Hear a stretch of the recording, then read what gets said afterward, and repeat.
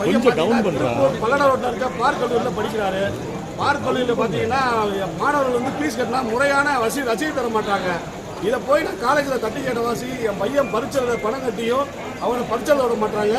பார்த்தீங்கன்னா ஒரு ஸ்டூடெண்ட்டுக்கு வருஷத்துக்கு 3000 ரூபாயிலிருந்து 5000 ரூபா வரைக்கும் ரசீது இல்லாமல் மோசடியாக சட்டவிரோதமாக வசூல் பண்ணுறாங்க.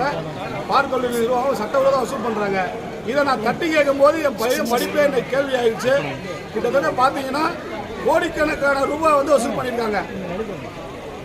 ஒரு ஸ்டூடெண்ட்டுக்கு வருஷத்துக்கு 3000 ரூபாண்டா அங்கே கிட்டத்தட்ட 600 பேர் படிக்கிறாங்க. அங்கே பார்த்தீங்கன்னா 1,08,00,000 ரூபா எனக்கு தெரிஞ்ச 6 வருஷத்தில் மோசடியாக எந்த ஒரு ரசீதும் கொடுக்காம பார்க் கல்லூரி நிர்வாகம் வசூல் பண்ணது. இது சம்பந்தமாக சிஎம் செல்ல நம்ம மனு கொடுத்துருக்கோம்.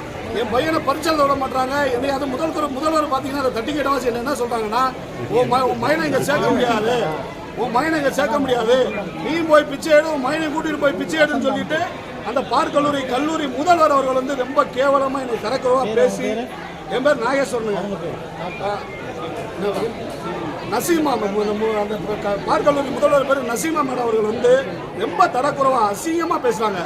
எனக்கு அந்த மன உளைச்சலில் வந்து கலெக்டர் ஐயாட்ட போன வாரம் திங்கக்கிழமை மனு கொடுத்துருந்தேன். எந்த நடவடிக்கை எடுக்கல. இப்போ நான் புகார் கொடுத்த வாசி என் மகனையும் இன்னொரு சில மாணவர்களையும் அந்த கல்லூரி பரீட்சை இல்லாமல் முடக்கி வச்சிருக்காங்க. பரீட்சையில் விட மாட்டாங்க. இதனால வேற வழி தெரியாமல் தமிழக அரசு மனு கொடுத்து நடவடிக்கை எடுக்காத காரணத்தினால இன்னைக்கு நான் தற்கொலை செய்யக்கூடிய அளவுக்கு என் மனநிலை ரொம்ப பாதிக்கப்பட்டிருக்கு. தமிழக அரசாங்கம் உடனே நடவடிக்கை எடுத்து, ஏன்னா கல்லூரி பசங்க வாழ்க்கை பிரச்சனை, நடவடிக்கை எடுத்து தயவு செய்து நடவடிக்கை வேண்டும் என்று இந்த அரசாங்கத்தை கேட்டுக்கிறேன்.